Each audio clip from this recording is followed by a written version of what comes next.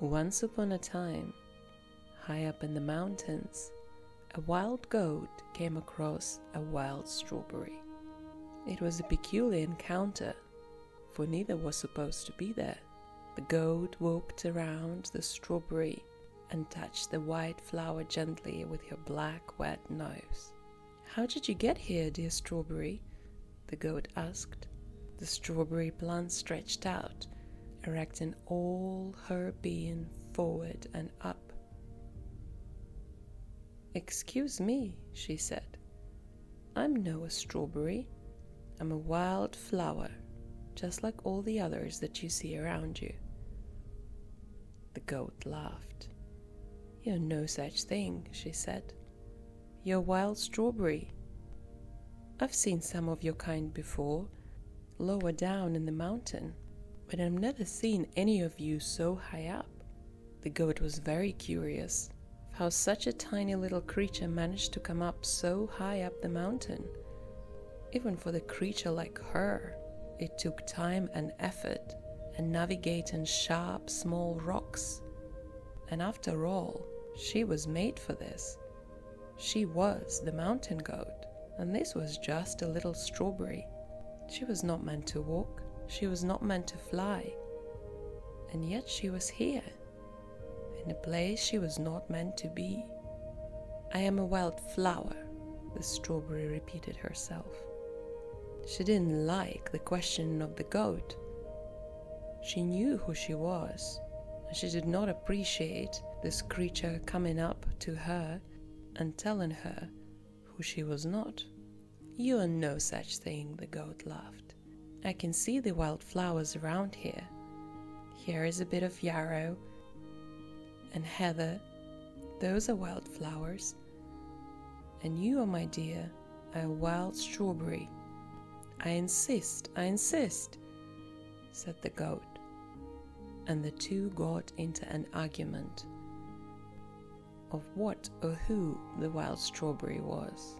And all along, as yeses and nos passed between them, as is and isn'ts were shared, in between the frowns and shouting and attitude given so fiercely towards each other, all along, the sun was watching them, and soon the sun rolled closer to the pair. "Dear ones, what is the matter? What is this discussion about?" The strawberry twitched her leaves and turned towards the sun.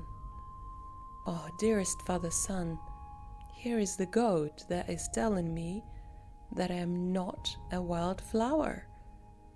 And I won't have any of this, for she knows nothing of me, and yet she keeps insisting that she does." "Well, that's not quite true," said the goat. "I've seen many wild strawberries, and I enjoy their fruit, so I learned to know them very well. And this is the wild strawberry. It is not a wild flower," said the goat. "I see," said the sun. "Well, I could only share with you what I know and what I see. I shine here every day, and in the night my sister moon comes, and between us we see the wild flowers grow, and the wild goats move on the rocks. We see the strawberries gather color and juice and produce the most delicious fruit. And before that fruit is made, the strawberry also blooms as a wild flower. So indeed, both of you are right." "That cannot be so," the two shouted at the same time. "One must be righter than the other one." The sun laughed. "Why must there be one?" he said. "From what I know, both of you are. The wild flower makes the wild fruit, and the wild fruit is not possible without the wild flower." "Well, fine then," said the goat. "But this still doesn't explain how this wild flower or wild strawberry got here in the first place.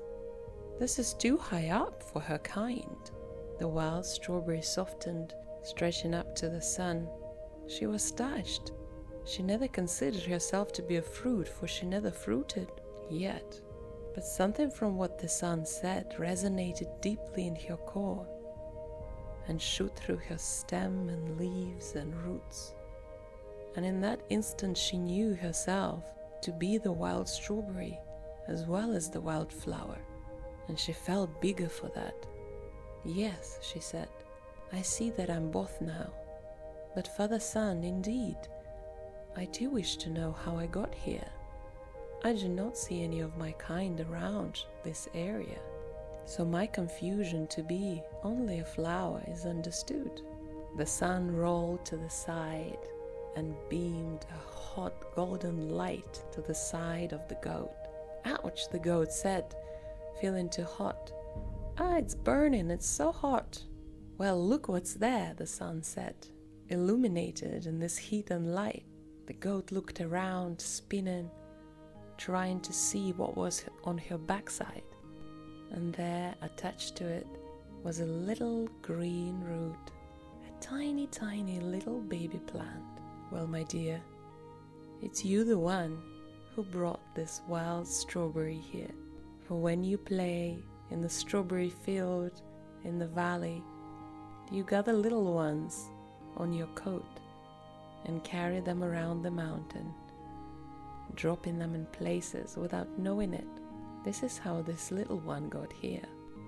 The goat felt astonished by this realization.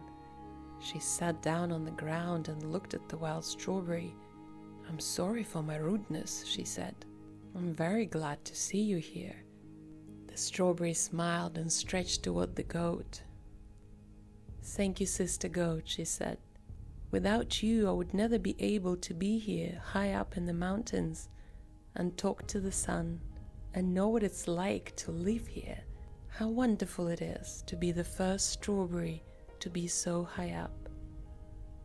And all I ask of you, when you go down to the valley, may you say hello to my sisters and brothers, whom I might never see the way that I see you, but whom I might know through you.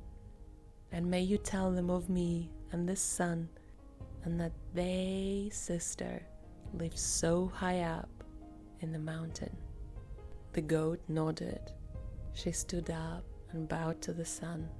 Thank you, Father Sun, for your wisdom. The sun smiled and rolled back to the sky.